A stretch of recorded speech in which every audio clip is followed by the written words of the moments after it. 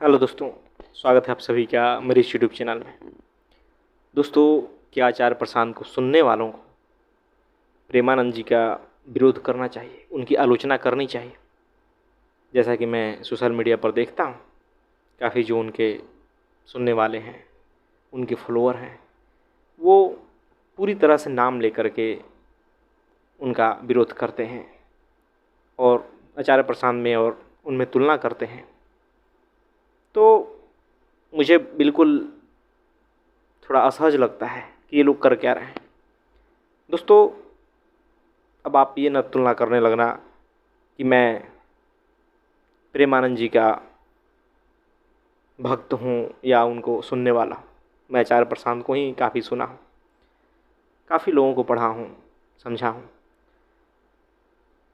मुझे इसलिए ये बात थोड़ी असहज लगती है कि आखिर हमें कुछ बात कहने के लिए किसी की आलोचना करने की ज़रूरत ही क्या है। उनके पीछे भी काफ़ी बड़ी भीड़ है, काफ़ी लोग उन्हें सुनते हैं, भावों से जुड़े हुए हैं, संत की तरह देखते हैं, मानते हैं कुछ बातें आचार्य प्रशांत से मेल नहीं खाएगी, बहुत सारी नहीं खाएगी, क्योंकि उनका मार्ग भक्ति का है। ज़्यादातर वो भक्ति की ही बात करते हैं, नाम जप की बात करते हैं और जो भी बातें करते हैं।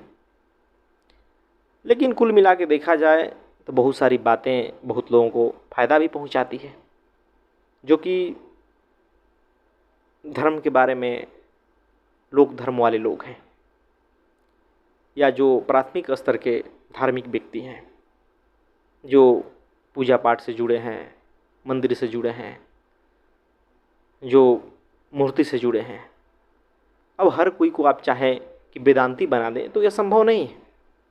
आचार्य प्रशांत वेदांत की बात करते हैं, अद्वैत की बात करते हैं, वो बहुत ऊंची चीज़ है, वो साधारण जन को समझ भी नहीं आएगा। ज्ञानियों की बात है, ज्ञान मार्ग है, वो काफ़ी उसमें तर्क वितर्क है, काट है। सिंपल साधारण सहज लोग जो आम जीवन जी रहे हैं, उनके बस की बात ही नहीं है वो बात को समझना। तो काफ़ी लोगों के लिए प्रेमानंद जैसे लोग ही काम आते हैं। काफ़ी जो देखेंगे वहाँ प्रसिद्ध प्रसिद्ध व्यक्ति जाते हैं, तो होता भी है ऐसा कि कोई ऐसे व्यक्तियों को सुन के, जो बड़े लोग हैं या अमीर हैं, कुछ दान पुण्य भी कर देते हैं, कुछ गरीबों का भला भी कर देते हैं, काफ़ी लोग मांसाहार भी छोड़ देते हैं और उनके लिए वही काफ़ी है।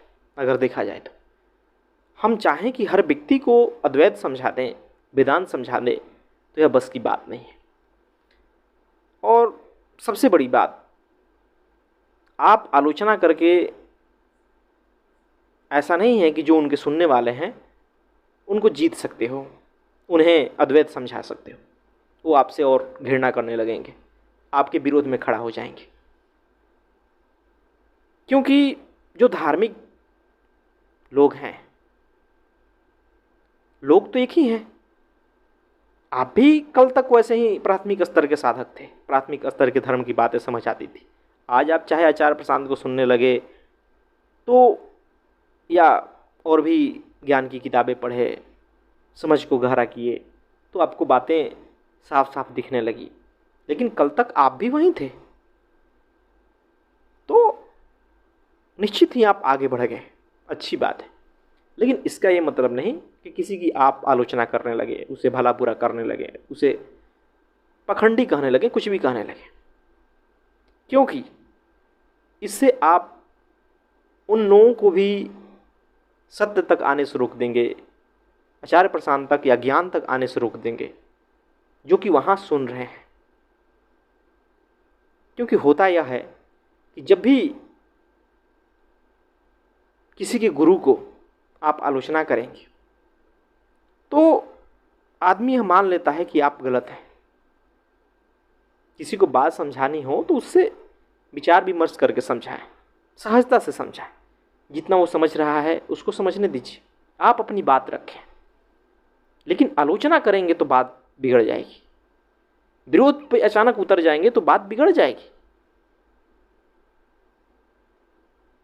और अगर यही करना होता ना तो आज आचार प्रसाद के पीछे भी इतनी भीड़ नहीं होती, उन्हें इतना लोग नहीं सुन रहे होते। सबके जीवन में वही प्राथमिक स्तर का धर्म है। बचपन में आप अपने घरों में देखेंगे, अब भी आपके परिवार में काफ़ी लोग होंगे, तो क्या आप उनके साथ रहना छोड़ देंगे? उन्हें अब भला बुरा करने लगेंगे? पूजा पाठ कर रहे हैं या उनकी कोई धार्मिक मान्यताएं हैं तो क्या करेंगे आप? उनसे नाता तोड़ देंगे? नहीं तोड़ेंगे ना। हाँ, जितना होगा समझाना समझाएंगे या समझ जाएंगे, कोई बात नहीं, उनकी स्तर उतना ही है। लेकिन यही गलती करते हैं।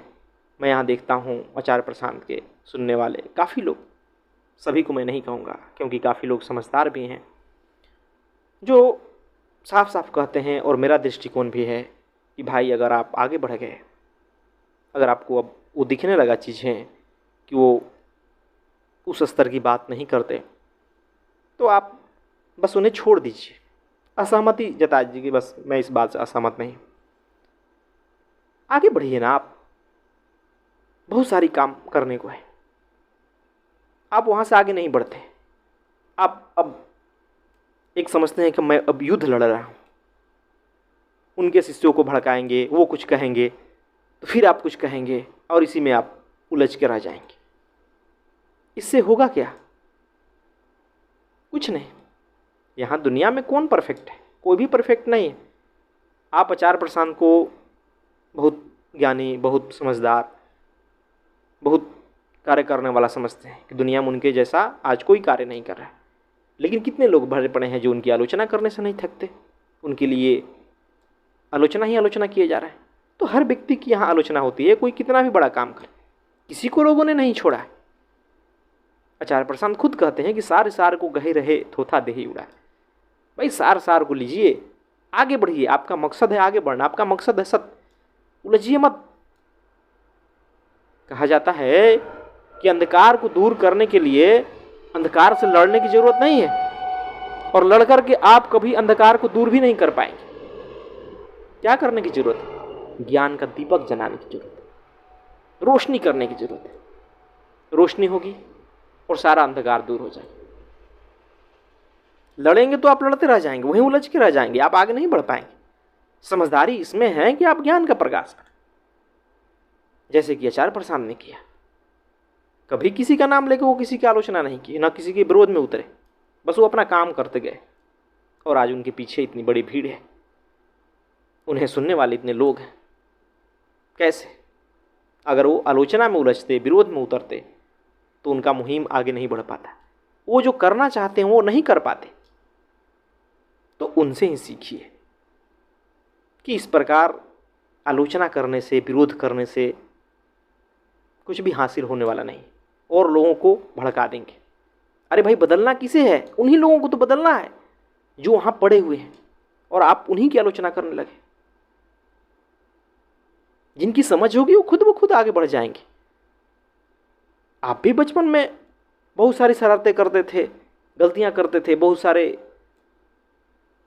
ऐसे ऐसे बातें बोलते थे जो बिल्कुल बड़ों के लिए नासमझी भरी होती है, मूर्खता भरी होती है। लेकिन क्या आप अपने बचपन को आलोचना करेंगे कि अरे मेरा बचपन तो ऐसा था, घटिया, मुझे तो वहाँ होना नहीं चाहिए था? ये दुनिया है भाई, यहाँ हर स्तर के व्यक्ति हैं, और यह रहेगा, हमेशा रहेगा।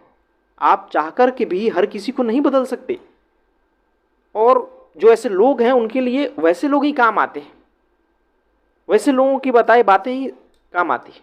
और जहाँ तक मैं देखता हूँ, वैसे भी वो कोई ज़्यादा इधर उधर की बातें नहीं करते बाकियों की तरह, जिसके कारण उन्हें लोग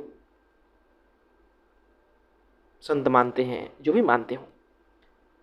तो भावनाओं का जुड़ाव है, तो उन्हें उकसाना नहीं चाहिए, उनसे लड़ना नहीं चाहिए। लड़कर आप अपनी हानि करेंगे। अज्ञान को दूर कीजिए, ज्ञान की रोशनी जलाइए। जो बातें नहीं पसंद आ रही है वहाँ असहमत हो जाइए। सच्चे धर्म को दिखाइए कि सच्चा धर्म क्या है, सच्चा ज्ञान क्या है। अद्वैत वेदांत को समझाना इतनी आसान बात नहीं है। कह दिया मैं कि ज्ञानियों का मार्ग है, यहाँ बहुत साहस की जरूरत होती है।